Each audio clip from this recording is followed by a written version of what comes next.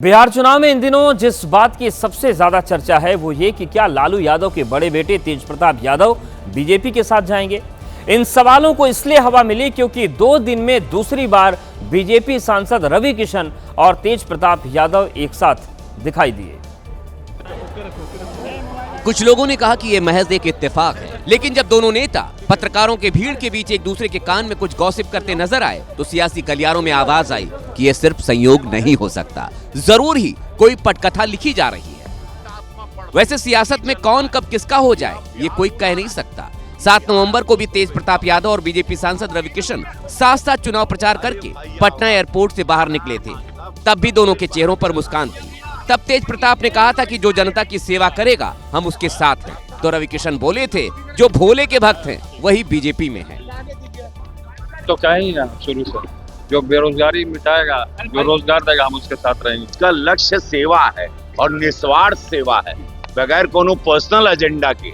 उसके लिए भाजपा तो सदैव अपना पूरा सीना खोल के रखती है।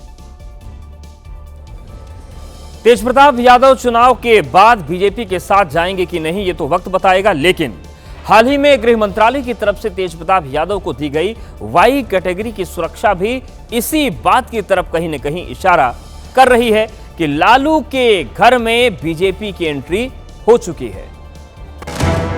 सियासी जानकारों का मानना है कि आरजेडी से अलग होकर अलग पार्टी बनाने वाले तेज प्रताप यादव को खुश करने के लिए ही उन्हें वाई कैटेगरी की सुरक्षा दी गई है। लेकिन तेज प्रताप यादव से जब पूछा गया तो तेजू भैया बोले कि मेरे दुश्मन बहुत हैं। सिक्योरिटी बढ़ा दिया गया है आपका। सिक्योरिटी बढ़ा दिया गया है। हाँ, क्योंकि मेरे ऊपर खतरा है ना, मेरा हत्या भी लोग करा देगा। तेज प्रताप ने ये नहीं बताया कि दुश्मन कौन है, लेकिन इतना जरूर इशारा कर दिया कि खतरा ज्यादा है। अब है दुश्मन सब लगा हुआ है ना। तेज प्रताप के इस बयान से अब सवाल खड़े हो रहे हैं कि क्या कोई परिवार में तेज प्रताप यादव का दुश्मन है या फिर एनडीए में जाने की अटकलों की वजह से ही तेज प्रताप यादव पर खतरा बढ़ा है। आखिरी चरण का चुनाव प्रचार खत्म होने से पहले तेजस्वी यादव ने अपना आखिरी दांव खेला। तेजस्वी यादव ने आरक्षण का मुद्दा उठाया तो दिन भर यह मुद्दा गरमाया रहा। तेजस्वी यादव ने अपनी 17 महीने की सरकार का जिक्र करते हुए कहा, हम 65% आरक्षण लेकर आए थे, लेकिन बीजेपी ने आरक्षण खत्म कर दिया। लोगों का आरक्षण खा करके बैठ गए हैं प्रधानमंत्री 65%। तेजस्वी ने आरक्षण को मुद्दा बनाया तो केंद्रीय मंत्री चिराग पासवान और डिप्टी सीएम सम्राट चौधरी ने इसका जवाब दिया। सिर्फ झूठ बोलकर भ्रम फैलाना और लोगों को डराकर वोट हासिल करने की सोच, ये रणनीति गलत है। अरे आप तो ये तो बताओ कि तुम्हारे माताजी पिताजी ने एक आरक्षण दिया है क्या? किसको दिया आरक्षण? बीजेपी ने कहा कि लालू यादव ने महिला आरक्षण को रोका था और अब ये लोग आरक्षण पर ज्ञान दे रहे हैं। चुनाव प्रचार के आखिरी दिन सीएम योगी आदित्यनाथ ने भी पूरी ताकत झोंकी। अररिया में आरजेडी और कांग्रेस पर सीएम योगी आदित्यनाथ जमकर गरजे। अररिया में सीएम योगी हेलीकॉप्टर से उतरे तो वहां बुलडोजर बाबा वाला गाना बज रहा था, जिसे सुनकर योगी गदगद हो गए। उसके बाद सीएम योगी ने मंच से रामद्रोहियों की बखिया उड़ी।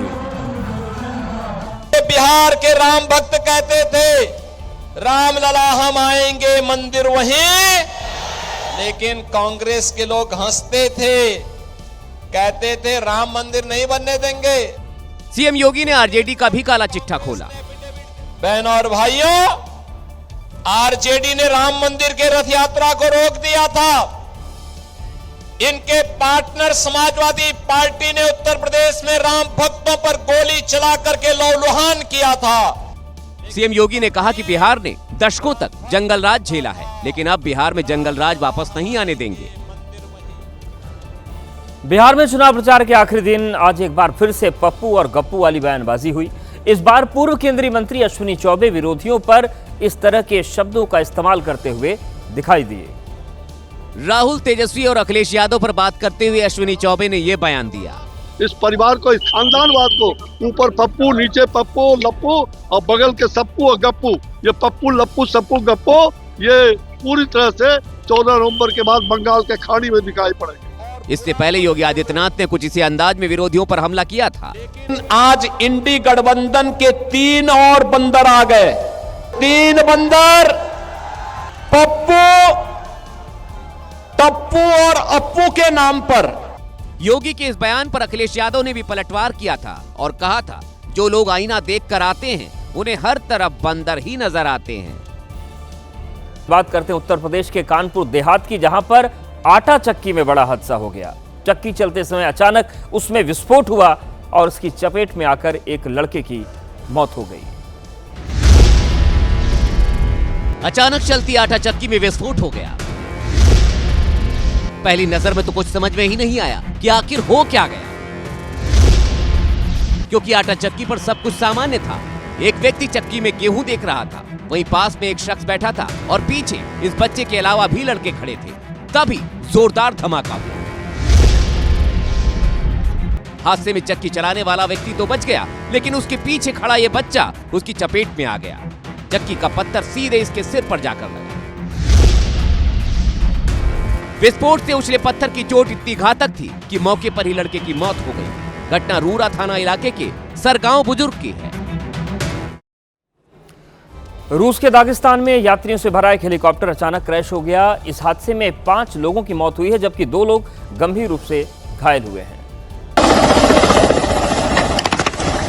वीडियो में दिखाई दिया कि पायलट ने हेलीकॉप्टर को जमीन पर लैंड कराने की जैसे ही कोशिश की, उसी दौरान उसका पिछला हिस्सा टूट गया। इसके बाद पानी में भी लैंडिंग की कोशिश हुई, लेकिन बैलेंस ऐसा बिगड़ा कि फिर हवा में उड़ान भरने लगा। कुछ देर तक हवा में गोता खाते हुए विमान यूं ही आसमान में चक्कर लगाता रहा, लेकिन कुछ ही देर बाद धड़ाम से जमीन पर आ गिरा।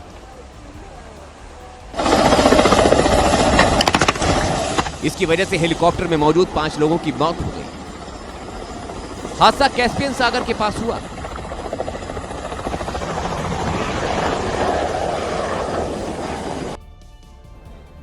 उत्तर प्रदेश के मथुरा में तब रफ्तार का कहर देखने को मिला जब तेज स्पीड से आ रही एक कार ने 2 लड़कों को टक्कर मार दी। हादसे में दोनों लड़कों को गंभीर चोटें आई हैं। पता नहीं कार सवार को किस बात की जल्दी थी, जो उसे सड़क पार करते समय लड़के नहीं दिखे और उन्हें उड़ा दिया। सामने डिवाइडर की क्रॉसिंग, दोनों लड़के जैसे ही क्रॉसिंग पार करने के लिए मुड़े, वैसे ही तेज रफ्तार कार ने दोनों को टक्कर मार दी। टक्कर लगते ही दोनों कई फीट दूर उछल गए। गंभीर रूप से घायल लड़कों का अस्पताल में इलाज जारी है। बताया जा रहा है कि ड्राइवर ने शराब पी रखी थी।